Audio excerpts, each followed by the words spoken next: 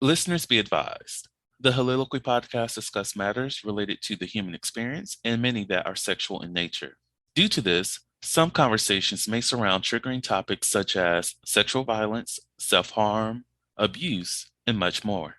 Please be advised, a list of crisis and psychological resources will be available in the show notes of this episode. With that said, let's get started with the show. Ladies and gentlemen, may I have your attention please as we go through the following safety instructions. In the event that there is a loss of cabin pressure, oxygen mask will drop from the overhead. Place the mask over your nose and mouth. Breathe normally as oxygen is flowing even if the mask is not exposed. Be sure to adjust your own mask before helping others.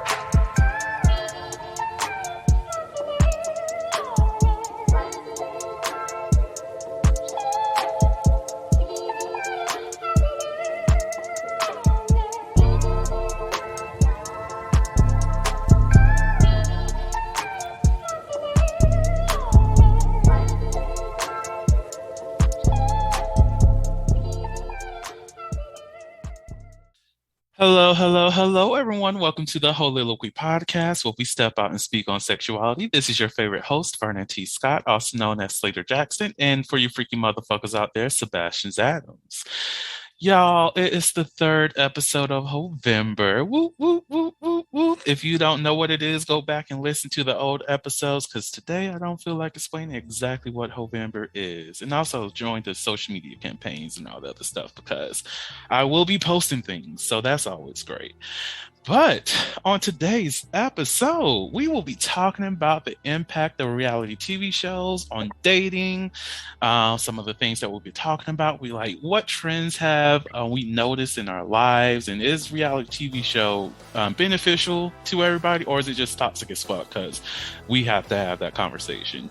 And are there any kind of impacts on how we express our sexual selves as it relates to like watching reality TV shows and how that influenced us, all the great things. But joining me today as we discuss these things, I have all the brilliant minds back with me. We have Phortise, we have Nicole, we have Adrian. Oh my God, I am ready for this conversation. But before we get into that, do you all mind introducing yourselves, giving us a little brief rundown about who you are? And what we'll do, we'll start off with Phortise, then we go over to Adrian, and then we'll finalize it with Nicole, and then we'll dive into the motherfucking conversation. So Phortise. Good. All right, good afternoon. How y'all doing? Hey. Good, what's up? Not much. So my name is Phortise. I'm just here just being supportive and also just address important issues that's going on within our community. So just here checking out the vibes and all that. That's it. We'd love to have you with us. Adrian, Zaddy.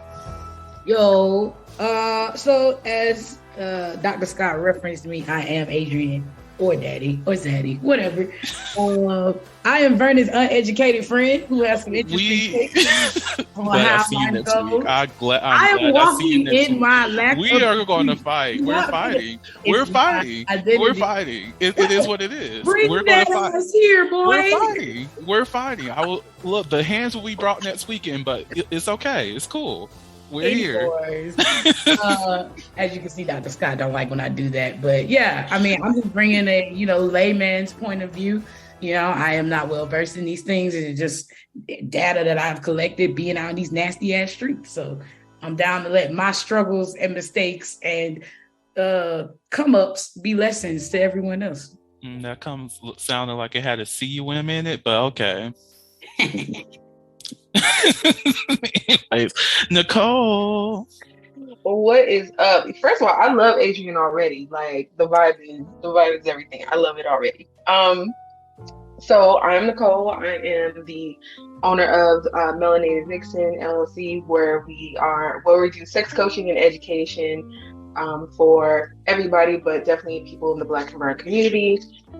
Here to dispel myths and bring education and hopefully some freedom to everybody's sex lives and lives in general. Yes. And by the way, I think this episode will be out before then. Since we now have a date, and y'all will understand why I have to say it that way, because there's another episode where we did not have the date, but now we do. Look at God. Since we now have a date, I asked the sex coach questions with the sex coach. I forgot how I really titled this. I probably should have looked that up before I even brought this up.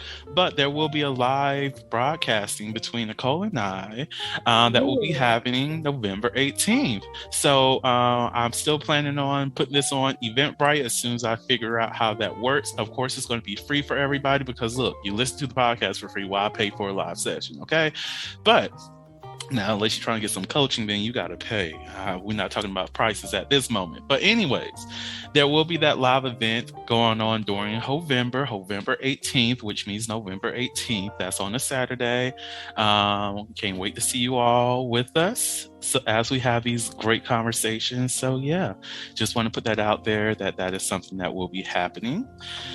Okay, so now that we are here, how does everybody feel about reality TV shows, just in general? I mean, a big part of me feels like it's trash, but at the same time, it could be entertaining trash and, you know, give you some kind of insight in small ways. But overall, trash. And I'm sure that's what it's meant to be. So, you know. No, you essentially said, well, you know, I feel like it's trash, but it has trash shade to it, but still trash. Yeah, but at the end of the day, it's just fancier trash. Right. See, you got it. You got it. See, as the old adage goes, one melanated vixen's trash is a lay-man nigga's treasure. I love it. I love a little trashy TV, man. Call me a trash panda because I love seeing a trash panda. I'm out here adulting, trying to feed myself, and I'm like, damn, at least I'm not getting drinks thrown at me, or at least my nigga ain't over there in community dick. Like, it's very much things are shit, but they could be worse.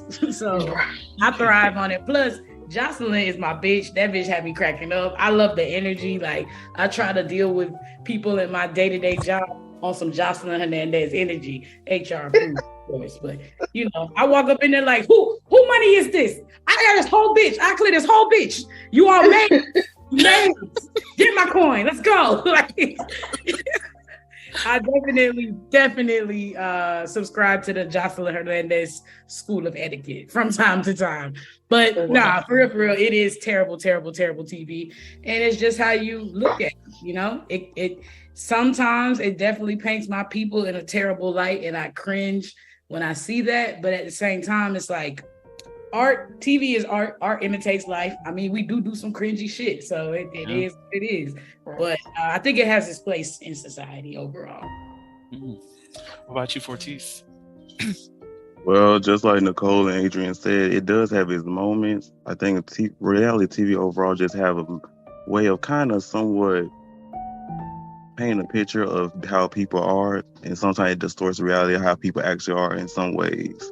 So I think you just got to take it with a grain of salt and just be careful of how some things are. Now, I will say this, time after time again, as I watch on reality TV, it has helped me realize with certain things, and I do find it entertaining sometimes, but overall, I just try to take it with a grain of salt. Yeah, I know, like, for me, I try to get my little small doses of reality TV shows, and I'm very specific on which kind I do watch. Like, I don't watch any of the Real Housewives anymore, the Basketball Wives, if that's still a thing, or even the Love and Hip Hops anymore. I stay away from those, but I do love me a good game show. Like The Circle is my shit. Oh my God. I will watch every single season of that. But you know, it's not necessarily a reflection of what other people do. It's just what's going on in this little circle of people, and it's competition based. And I love those kind of things. I think we do have to be mindful of the type of reality TV shows that we consume, and also be mindful of how that like impacts our behaviors.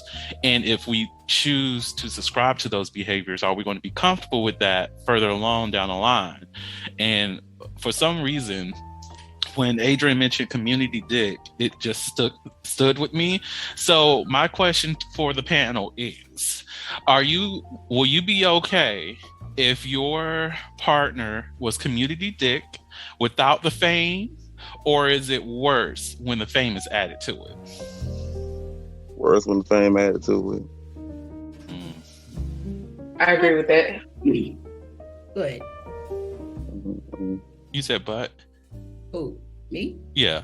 Oh, well, I mean, I say that because I used to be community dick. So from that perspective, you know what I'm saying? I personally don't feel bad about it as long as it's not like surreptitious community dick. Like as long as we all know we the community and I'm the dick that's going around, cool. You know what I'm saying? But if it's any untoward, sneaky, grimy bullshit, nah, that's terrible.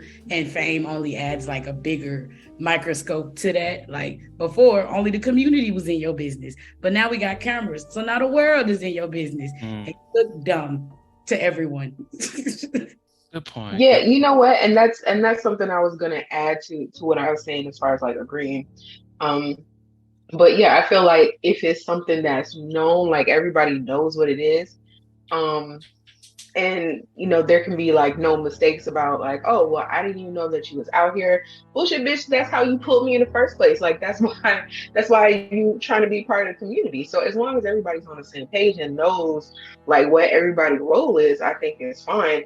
But to add to what you were going to say too, like the with the cameras being out there and it being so easy for people to be in the part of the business that they can see, it makes it even worse. So what was once a molehill is now a mountain, only because all these other hands are trying to be in the pot.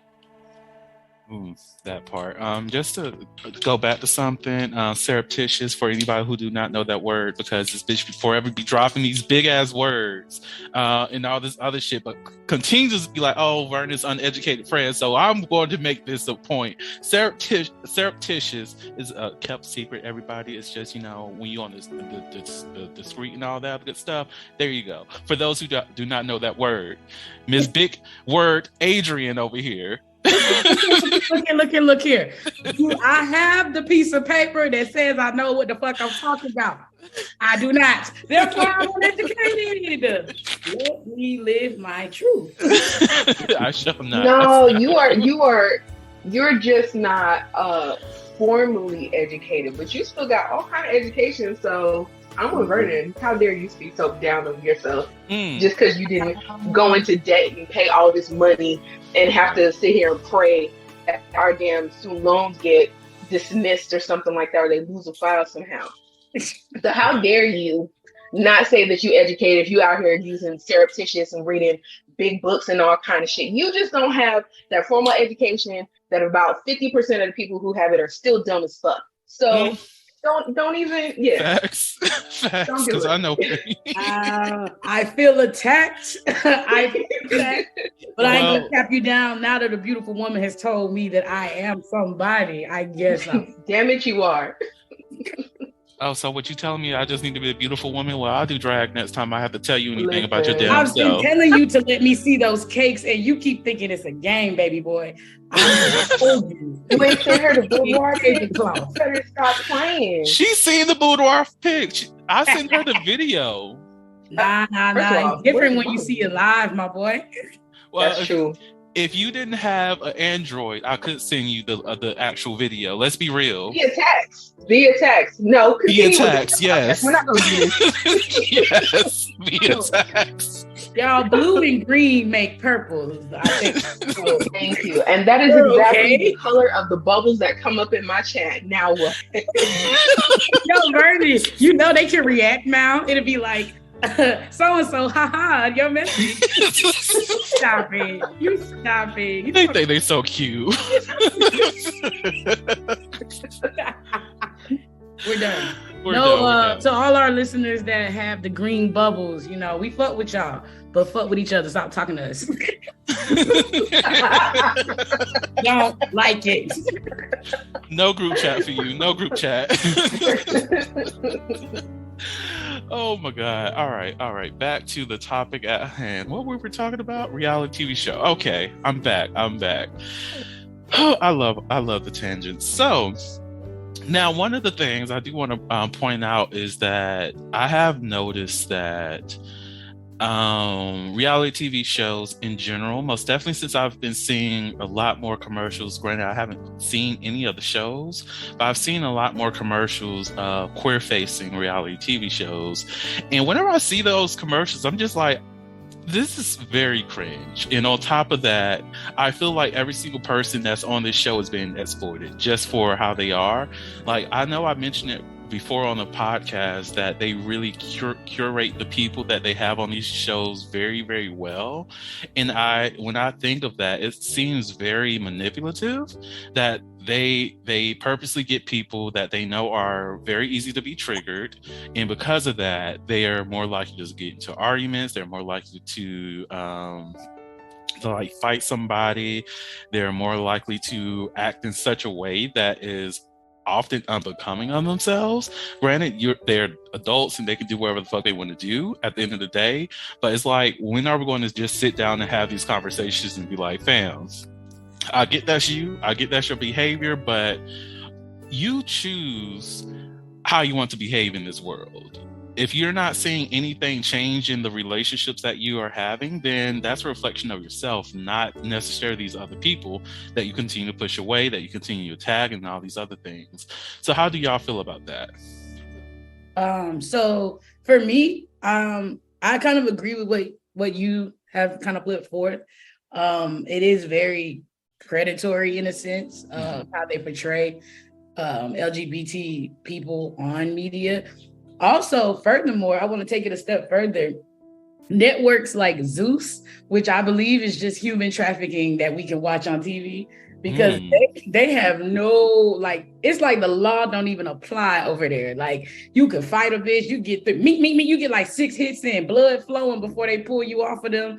Like, it's wild over there. And the worst part about it is they tell them like, yeah, okay, you know, we're here to film whatever, you know, drama, blah, blah, blah. But they also facilitate that mood. That if you can see backstage, they're pumping them full of alcohol. There's drugs on set, anything that you want. They want to get you into that show your ass mood. And that's fucking predatory. Like, how dare you?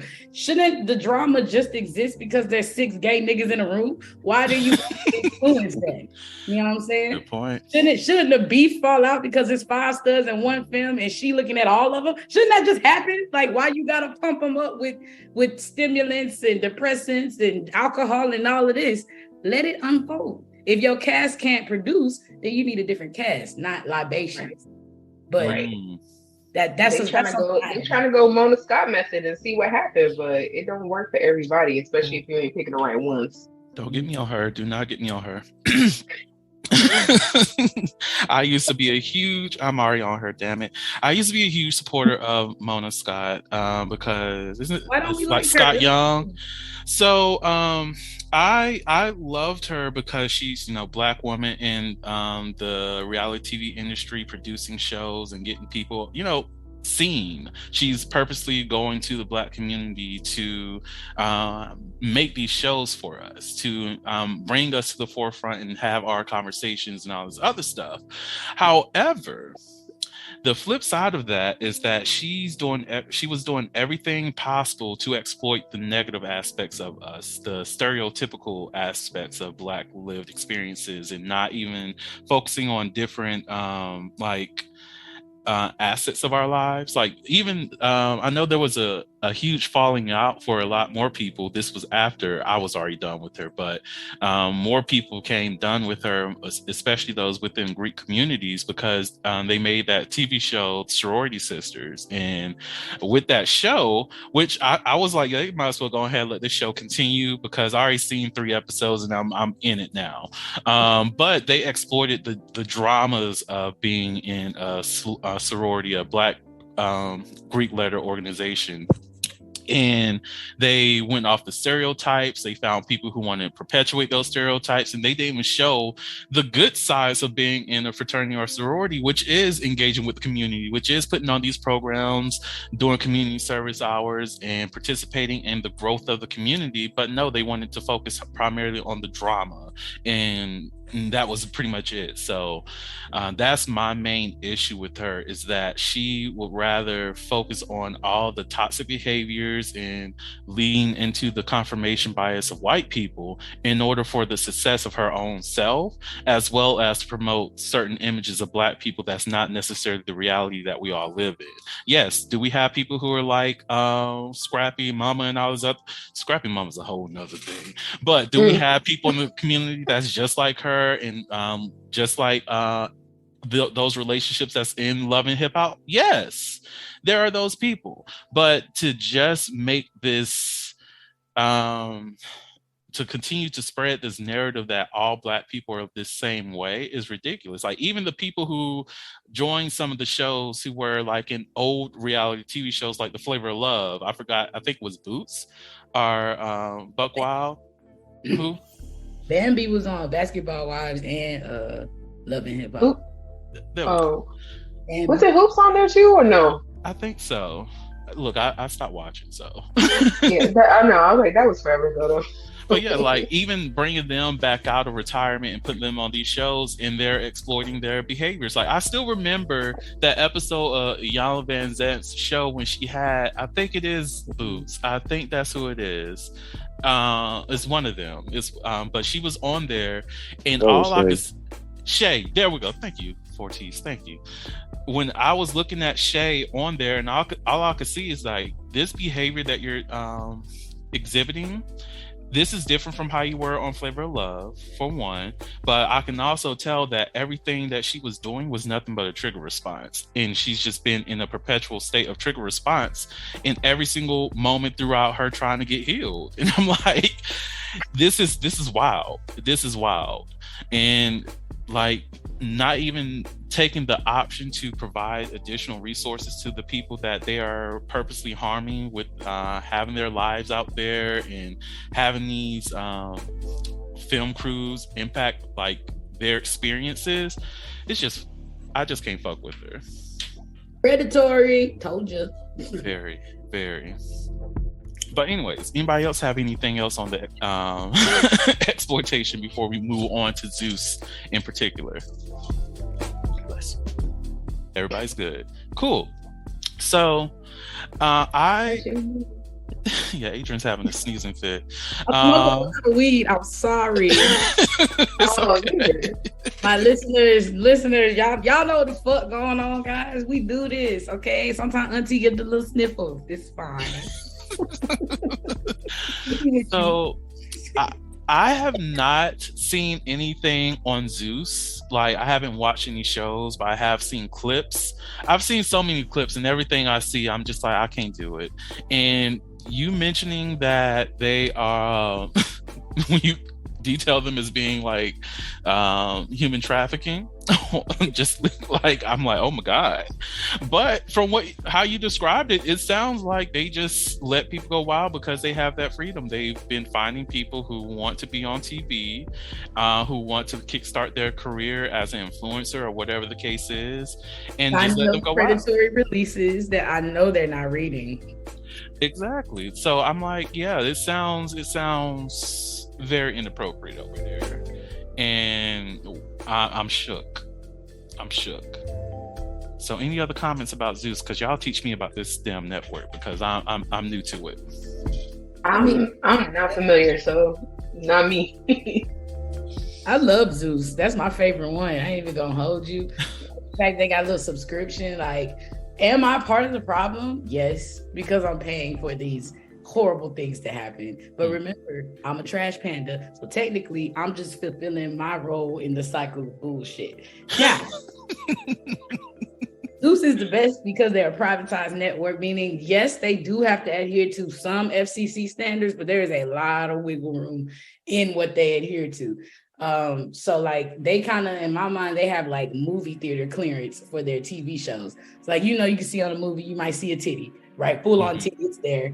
It's gonna be in multiple scenes. It's, cool. And then, and every now and then you get an actor that's bold, and they let you see the tallywhacker. You feel me? Like on Gone Girl, Ben Affleck, I saw it, baby. It wasn't nothing to write home about, but I'm proud of you for taking that step.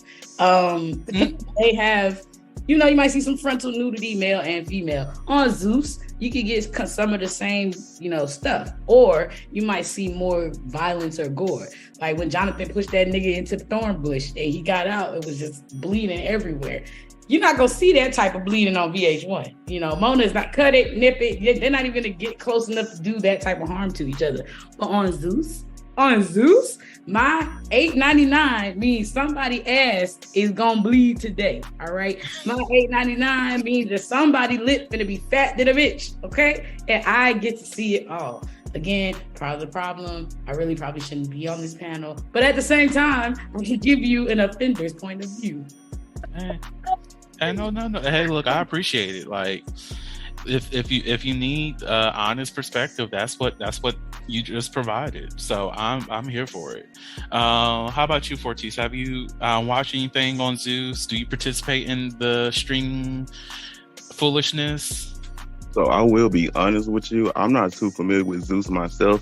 I only heard of Zeus on YouTube, so they will provide like sneak previews of something like Jazzlin's Cabaret. But my thing was, I have seen a few clips of them, but only thing I know, they perpetuate a lot of violence, and also there's a lot of violence with women, and I don't support that, honestly. Because I know the way Jocelyn she come across as one of those women, like a misogynist, how she disrespects them how she disrespects them. So that's why I don't too much entertain it with that. Isn't Jocelyn Cabaret the show where old girl was like double homicide? Yeah, the one with the abortion. Yeah. Hey. Honestly, I have to admit, I cackled, and I did feel bad at laughing afterwards because I was like, that was not okay. But when it comes to proper placement of a joke, sis did what needed to be done. I saw that clip on Twitter, and I was laughing about that one. And the girl facial expression in the red dress that caught me off guard, because she was almost wanting to smirk about it. like I was like, damn, that's not okay. That's just not okay. But well done. That's how you use the situation. That is how you use. That's a comedic situation in that moment. But hate that it happened, but I enjoy the comedic experience from that.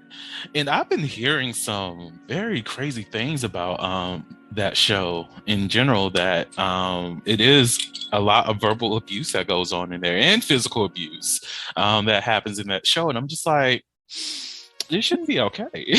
Like, I get that you sign a release, but am I really consenting for real to being like, there's a power threshold that you always have to be mindful of when it comes to these kinds of waivers, because I can consent to having like fights and all this other stuff with other people, but why is it the person that's really put me on a part of that consent? Like, they have a power dynamic that is like, it's not okay. It's not appropriate. It's just not appropriate to have a power dynamic and have decisions of other people's lived experiences, like whether or not they get put off the show, if they get to continue, and you can be verbally and physically abusive to them. We can't do that.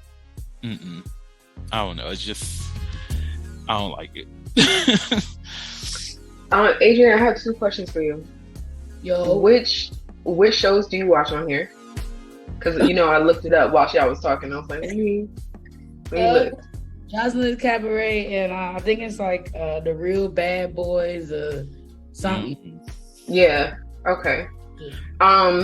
Second question. So I just happened to land on looks like Jocelyn's Cabaret Miami, episode 6, The Locker Room Brawl. And then right after that, conveniently, Why Are We Not in the Video? I thought that was hilarious. But was that a good episode, The Locker Room Brawl, or was that a bunch of fuckery for real? So that one I actually didn't see like in full. I saw mostly clips. But from what the clip showed, I would say it was mostly fuckery. Like, it all started with one idea, and then they kind of just poked the fire and let it explode. Crazy.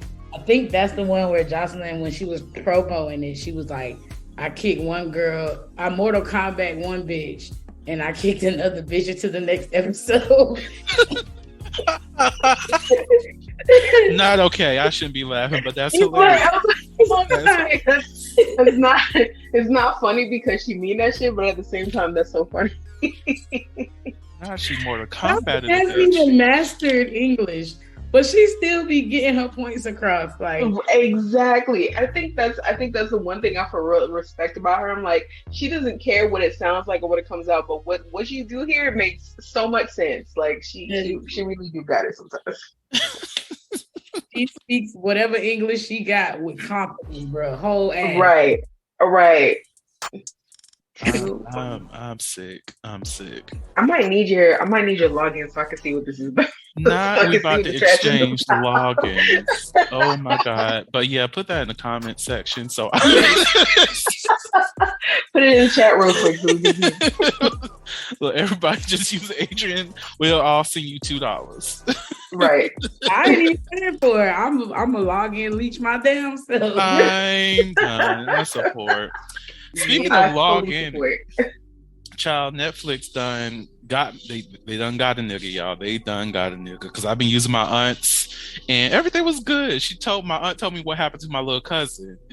She was like, yeah, Netflix hit her up. Was like, oh, if you can't verify that you're on this network, then bitch, bye. And I was like, oh, well, damn, that sucks.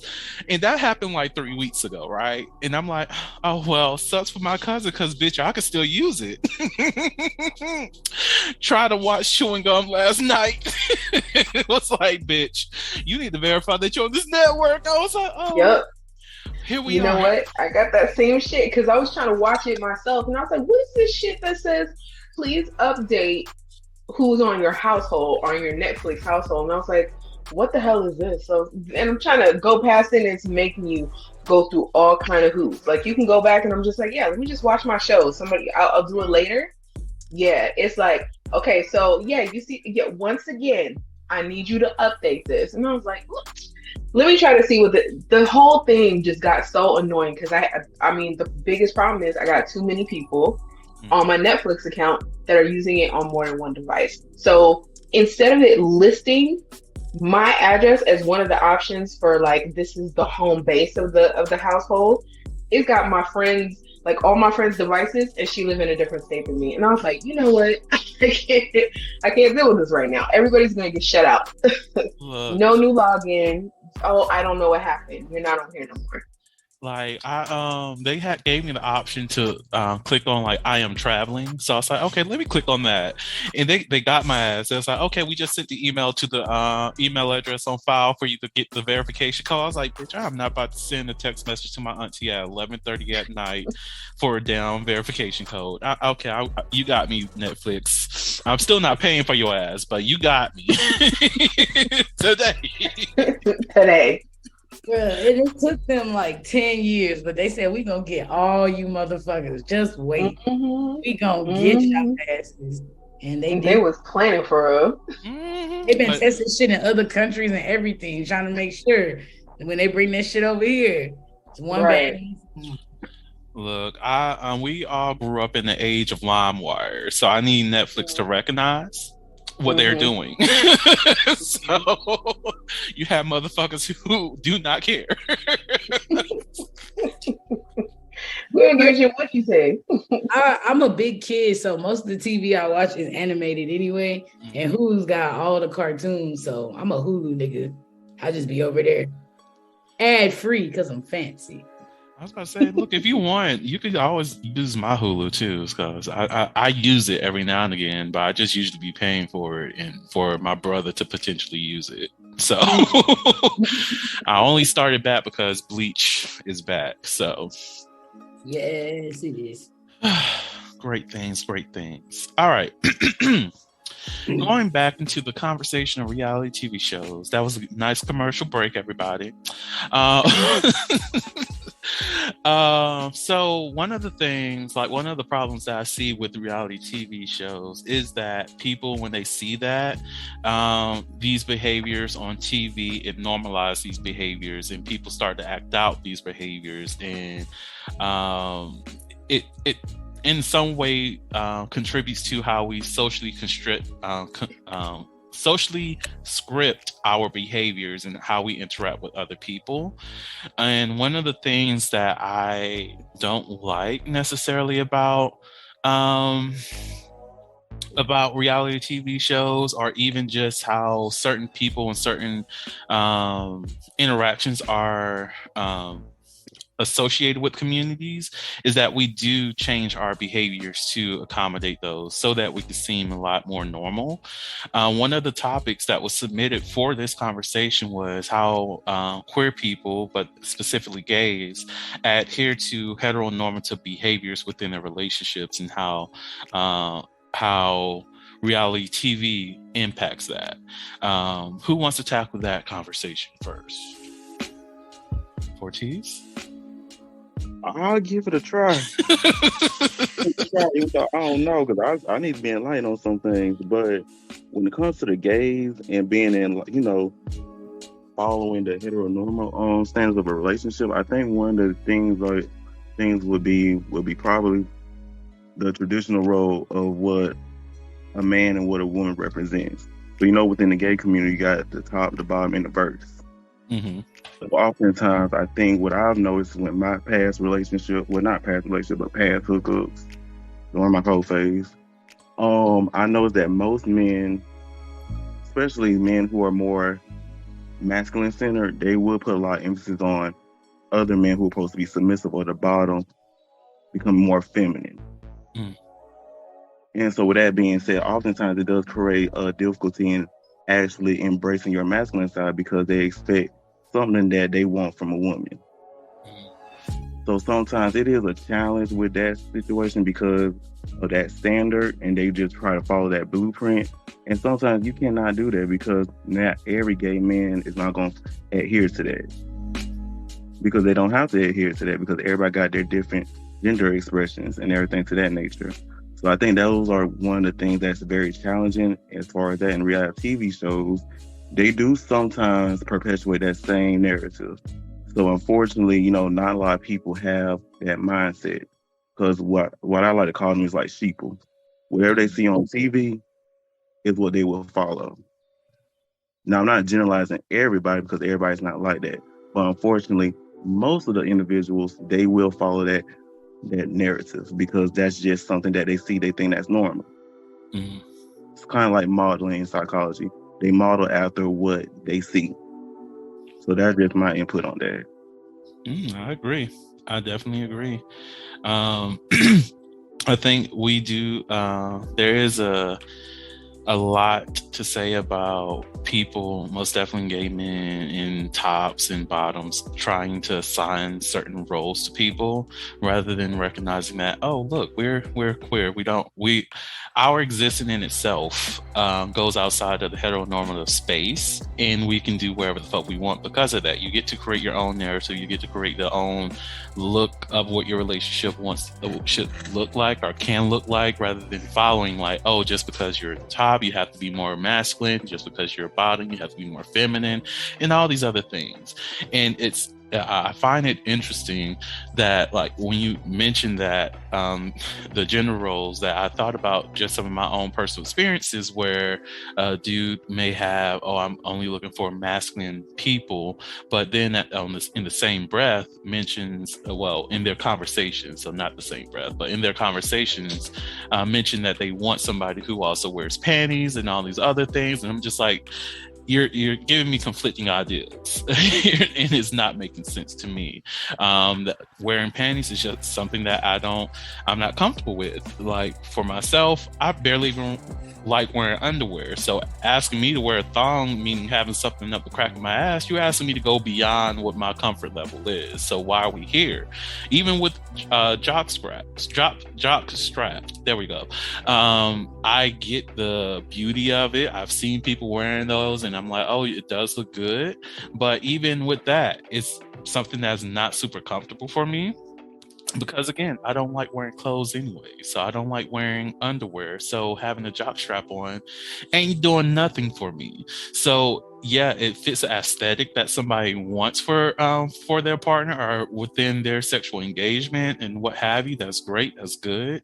But to have that as a standard, like I need these things from you, in order to just to engage with somebody and get to know them, it seems ridiculous. Now, I see if we're doing a role play, I might want to put something like that on, but it's no guarantee. But I also recognize that then if that is a must for you, then there's no need for us to engage in furthering getting to know each other and all that mess. Anybody else? No, I mean, I agree. I was just thinking too, though, right? What if as far as reality TV, what if some of the behaviors that they're exhibiting that are more hetero, what if some of that is kind of scripted so that the people who are not part of the community feel more comfortable with watching it, if that makes sense. That's a valid point. Mm-hmm. No, I agree. That is definitely a valid point. And I think that's part of the reason why they do that, just so that other people can engage in it. But I think that also has a negative aspect to it too, because from the outside in, these people think, oh, like I remember watching TV shows when I was younger where they would be like, oh, so who's the woman in the relationship? Who's the man in the relationship? Right. And those kind of things. And in asking those questions, it normalized the idea that somebody in this relationship has to perform a certain gender role.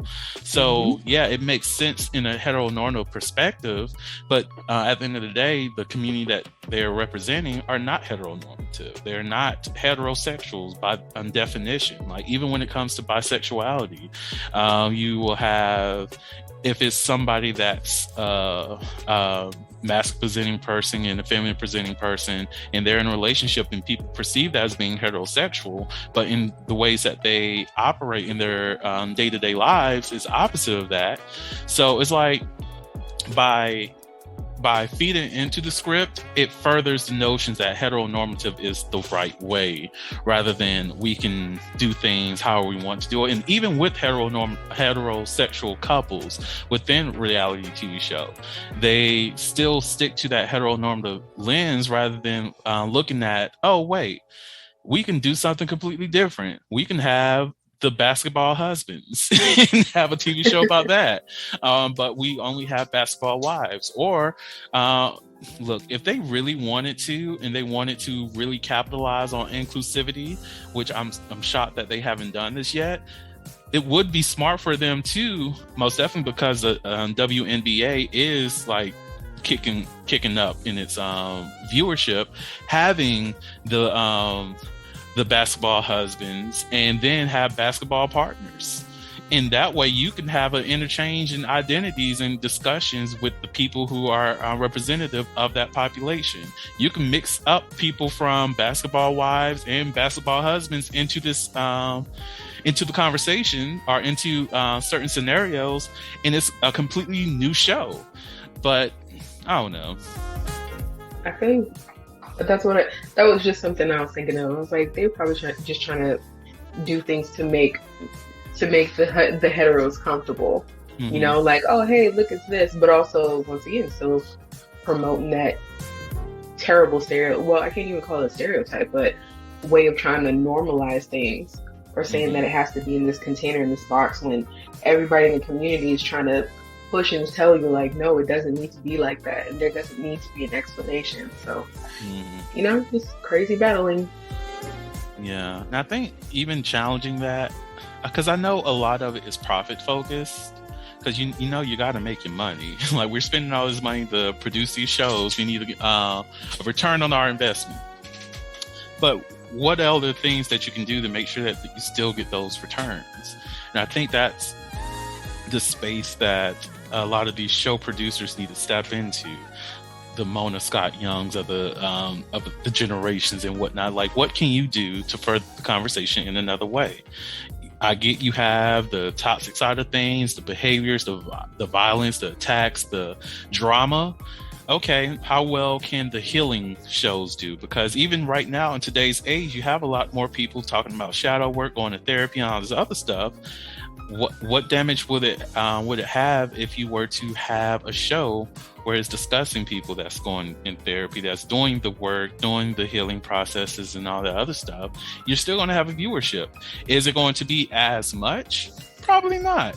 You're still making your return on investment you're still making your profit from the drama centered shows, and you're still either breaking even or making somewhat of a profit on the healing focused shows. But now you have people who are going to dial in to both of them.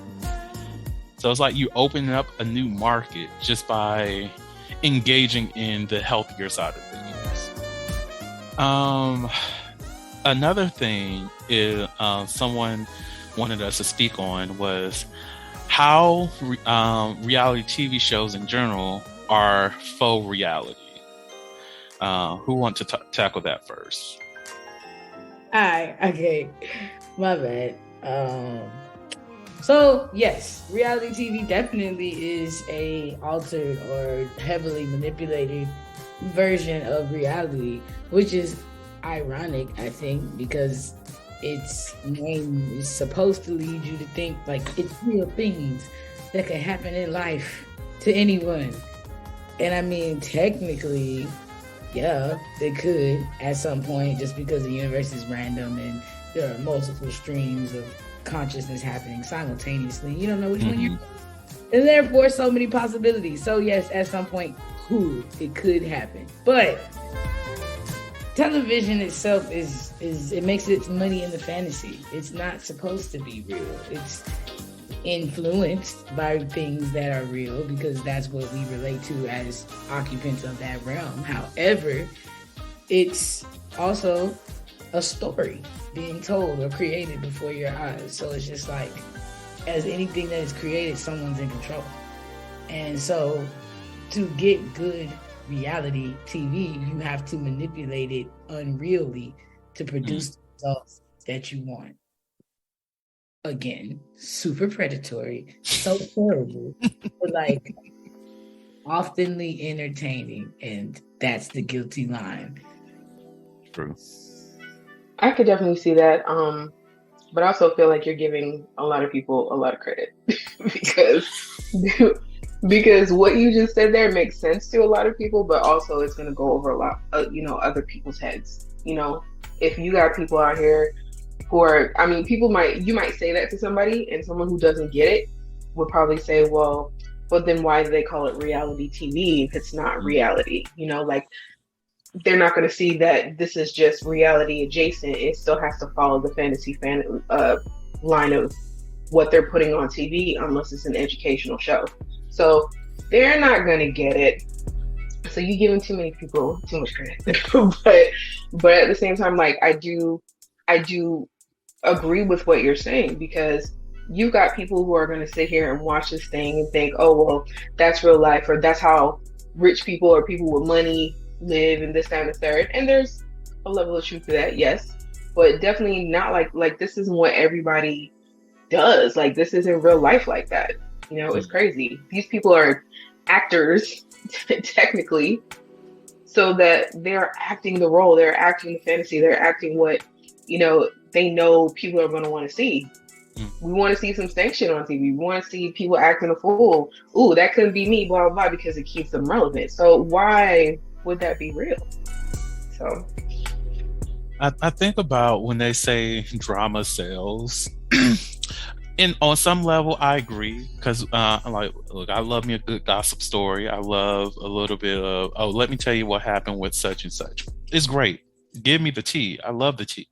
But at the same time, we don't do healthy consumerism at all.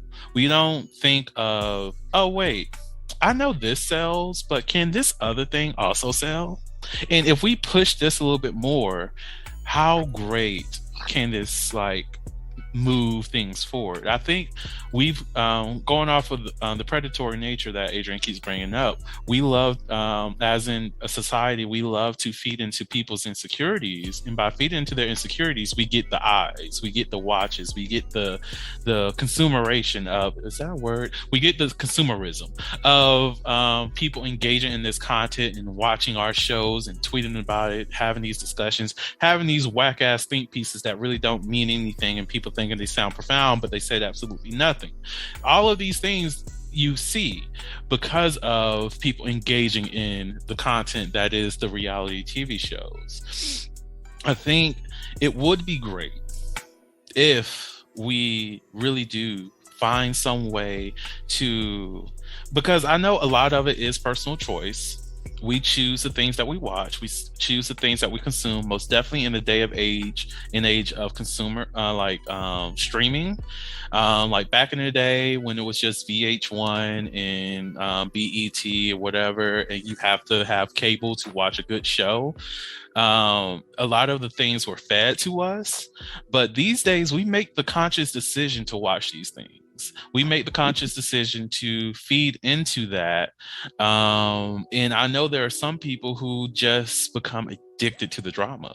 They want to watch the things, they want to continue to engage in those TV shows and like dive deep into it rather than opening up to like, okay, I've seen the reality TV show today, I streamed the entire series. What else can I watch? What else can I look into? And because they choose not to break apart from that, it just continues to feed into that narrative that that's all that people want, that people just want the drama, people just want these certain things. That's like what people in the very violent TV shows that I don't like. I personally can't watch gore anymore because it's triggering, but you still have more films and more TV shows getting like breaking that, like pushing the lines of how gory they can be to maintain comfort about other people, which is very disgusting on a like objective lens. It's very disturbing to do that and normalize how much gore we see. But like I think that we because of how we've normalized that, it's going to take a lot of work for us to like move away from that. And I know I like jumped around into like 18 different topics in that, blame the ADHD on that, and a little bit of the teleport, but you know, that's what we are.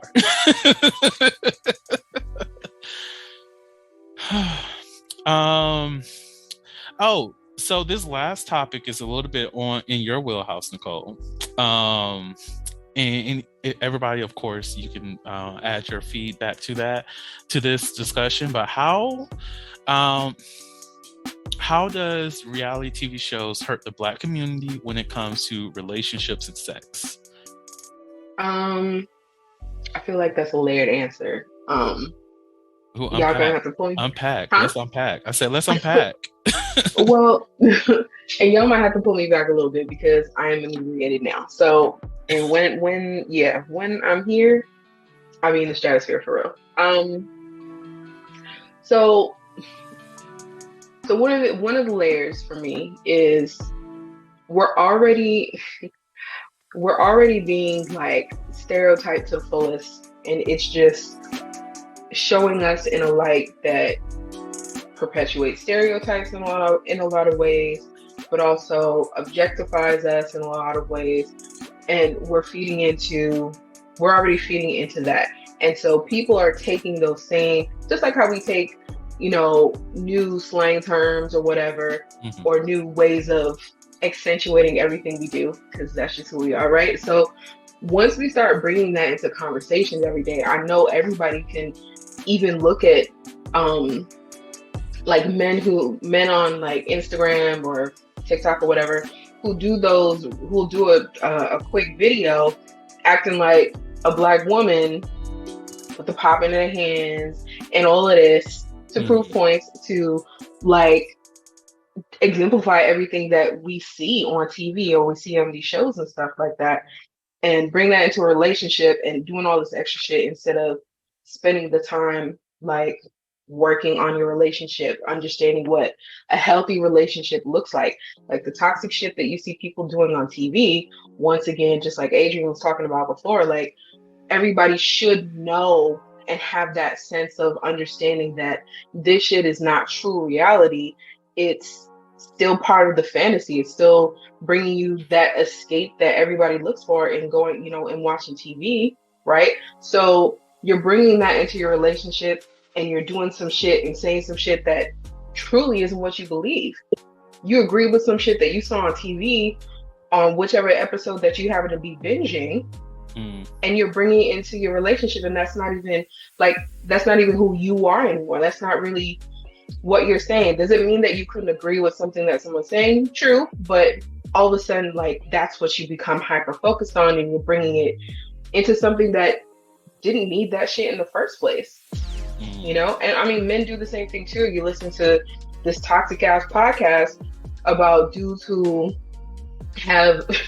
say things that might have a small level of truth to it, if any, and then continuously like build on it, and then you're consuming, just because you agree with that one thing, you're also still consuming all that toxic shit and bringing it into your relationship when that wasn't really you in the first place. So you're messing things up because you're allowing all these outside influences and influencers and popular people and all this other shit to tell you how you're supposed to be living your life and tell you how you're supposed to be living your relationship, or if you're a real man, if you're a real bitch, you wouldn't do X, Y, and Z, da da da. But does that even work for you? Instead of letting people tell you and you should do this and da da da, why don't you think for yourself and see if that works for you, and that is who you're supposed to bring into your relationship, and leave the fantasy shit on TV. And then you do the same thing when it comes to sex, just like we were talking about with porn, and not seeing Black people be sensual in porn that you see all the time, unless you're maybe watching amateur stuff. You see people doing like rough sex, really fucking, like no true love making, no intercourse, none of that stuff, the softer terms for it, because we don't have that representation. We don't see it. So you're going to bring the toxic bad shit into the bedroom and still not have a true understanding of what you should really be doing with this other person. So those are my layers. No, all valid. Wait, was somebody about to say something? No. Okay. But yeah, all of that is valid. There was something that triggered a thought, and it's like when it comes to social media, if anybody who follows any therapist on TikTok or what have you, I know one of the things that a lot more therapists have been speaking about is that, like, the different trends that people follow on social media, and one of those trends that's currently present in TikTok, and I noticed it on my own feed, is ADHD. And I'm like, I love that it's getting the awareness that it deserves and all this other stuff. But at the same time, you have a lot more people who've never seen a therapist self-diagnosing themselves with ADHD, because you have those little I think about the little finger videos when it's like, put a finger down if you experience this, you experience that, blah blah blah blah, and people think, oh my god, I had 5 out of 10 of these things, therefore since they're putting the finger down to represent ADHD, I must have ADHD. No, or you might just be you have a short attention span, and that's okay, because we live in an age where a 10-second video is all people want to engage in, and that's not necessarily reflective of you having ADHD. It just means you have a short attention span, and that's completely different. But you have people who are self-diagnosing themselves with certain things and all this other stuff because the internet or popular sources say that this is something that represents you. And I think that same thing, well, I know that same thing happens when it comes to reality TV show and how people interact in their relationships. Like you said, with those podcasts that say that, oh, a man is supposed to do this, a woman is supposed to do that, and people subscribe to that ideology. Yes, they may mention something that is correct, And because of that one thing that is correct, or based on the person's perception seems correct, they think that this is a valid source for information when it's just not. A lot of people who are podcasters or YouTubers, they either do not have the credentials of what they're speaking upon, or they are commentary shows, meaning that they're only providing their opinions on things, but they don't know, they're not doing the actual research to go further into that.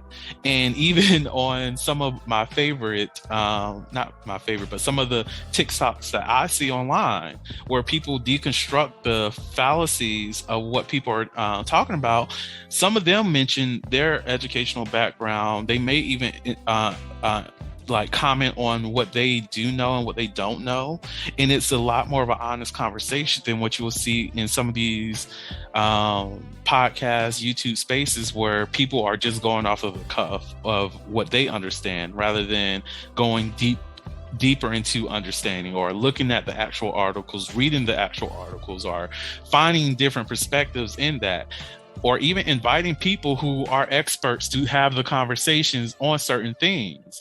So I think because of this lack of due diligence, it furthers the script of toxic behavior. It furthers the connection to, oh, this is how you're supposed to behave.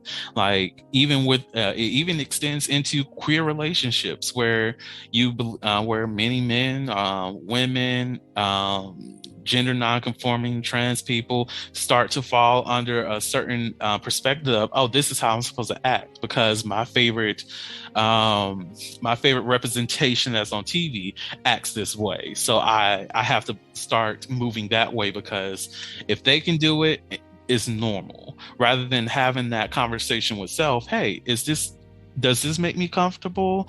Is this something that I feel safe in doing? Is this something that I want for myself? So any other parts or anything else anybody else want to add on that? No. All righty. Well, before I close us completely out, does anybody have any last comments that they would like to put out there related to reality TV shows and its impact on dating? Okay. The crowd says, nope, Vernon, end this shit. All right. Well, on that note, I do want to extend appreciation to everybody on the panel. Nicole, don't be judging me. We're not going to be judging Vernon today. I didn't say a word. No. You know damn well you are Black. Your actions speak already. So stop it. We can look at each other and have a full ass conversation. I know you judging. I seen it in your eyes. Like, don't make me jump through this damn camera. You were saying Vernon might be a little bit lit. I was just saying, it sounds like Taylor wants to speak up, but continue. See, look, like I said, she's coming for me, y'all. She's coming for me. I did absolutely nothing. But Taylor will be in full effect for episode 10 of the podcast, y'all. For November. So y'all stay tuned for that. It will be at the end of the month. I think that is November 29th when the episode will be out. It may not be that day. I feel like it's earlier than that because I think whatever that last Sunday is in November, that's when episode 10 will be out. But anyways, thank you all so much for coming on to the podcast. I appreciate each and every one of you. Before Nicole start judging me again. It's always a pleasure being on the show. Thank you so much. I love you. To the audience out there, thank you all so much for listening to the Soliloquy Podcast, where we step out and speak on sexuality. And just in case no one else told you this today, you are beautiful, you are worthy of happiness and joy, you are enough and then some. You may not live up to the expectations of others, but that is okay because you are only required to walk in your own shoes. May each day you live lead you towards abundance. With that said, love you all and see you next episode. Bye. Thank you for listening to the Soliloquy Podcast, where we step out and speak on sexuality. You can subscribe to the podcast through your favorite podcasting app and find us on the web at www.soliloquy.com. That's www.heaux